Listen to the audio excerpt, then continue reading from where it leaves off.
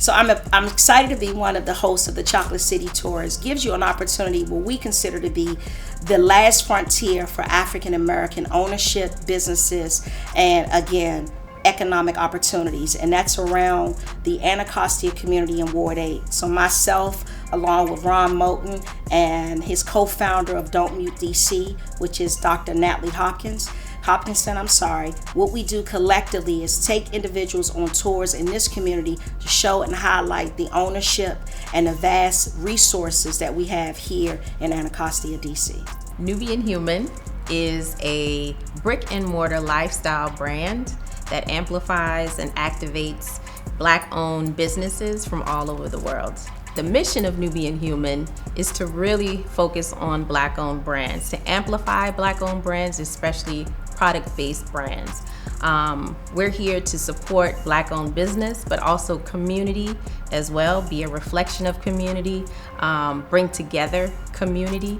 That's what our mission is. Our values really are about the family and about being a platform and a brick and mortar where people come in and they feel proud that they see themselves in everything that we do. They see art in everything that we do.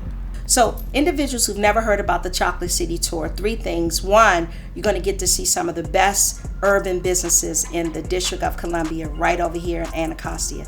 The second thing is you're going to see how we've actually collectively pulled in economics to continue to thrive in this community and open up opportunities for so many people who live here to be able to thrive, and the amenities. And the final thing is we want people to come here to see this tour so we can continue to build the revenue that's necessary so economic vibrancy can continue along this corridor. I knew that we were going to do tours over here because one of my friends who does tours in the Capitol said when she does the tour, a white friend of mine, they always ask where are the Black people. So I was like, I'm gonna put a tour over in Anacostia to show them where the Black people are at and all the great things that we have over here. Because when people come here, they're like, why we don't know this?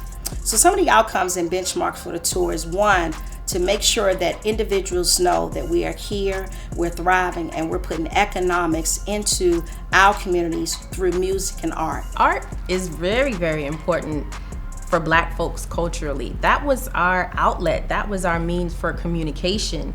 Art is our way of speaking when we don't always have the words. And so I think we find art in everything that we do. We talk about that as a team. We have poets on our team, designers, and we talk about even just Nubian Human being a reflection of art in everything that we do in our packaging, the brands that we decide to bring in, the events that we decide to have. Art is vital to being a voice, especially in the Black community. Those are one of the things, that's one of the pillars that sustains us pretty much, is the art. It's who we are, it's reflected in our culture, food, dance, what we write, all of it. And so in education, it's very important because it needs to be an outlet for our children, especially when everything is based on STEM and numbers. Our children need outlets. So art is that vessel. We know that we have to build revenue streams to continue to keep this work afloat. So we're connecting with other philanthropists and foundations across the country to bring them to this historic part of the city where we have more ownership for Black Americans right here in Good Hope and Martin Luther King than we have in any other part of the city. We came to Southeast D.C. because this is the heart of Chocolate City. So it is our job to make sure that we reflect that in the business, in the art, in the events, in the products that we have. And then conversely, when it comes to the development of the area, I think it's our part to be the voice of that as well. For the community that's currently here, how are we able to see ourselves still in this community as the community changes? There's just so much rich history in Anacostia. I think we've been extremely blessed to be here.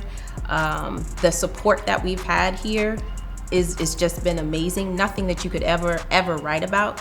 And therefore, it's our job to make sure that we do our part to be reflective of that. So what it exists now, what was here before, and what's going to be here in the future. We started the Go-Go Music Museum in Anacostia, which is currently under construction, and the Secret Garden, which is a part of it. One of the things that we're doing with WHUT D.C. and the Go-Go Museum and Checker Enterprises is stopping culture erasure. And if you don't tell your story disappears. So we got to make sure our stories are told, and told in a way that people can digest them and understand them and love them. And that's what we're doing right here. I just feel like a blessed child of God who's just a vehicle to help make things happen for our people and make sure they enjoy a piece of the pie. You know, our ancestors would, appreciate this because they did so much. So what I'm doing is nothing. It's just something I'm supposed to do. And I'm trying my best to make sure it's done in a way that our people and the world would love, appreciate, and admire our music, our culture, our history, and our understanding that we belong here. This cannot be the next show.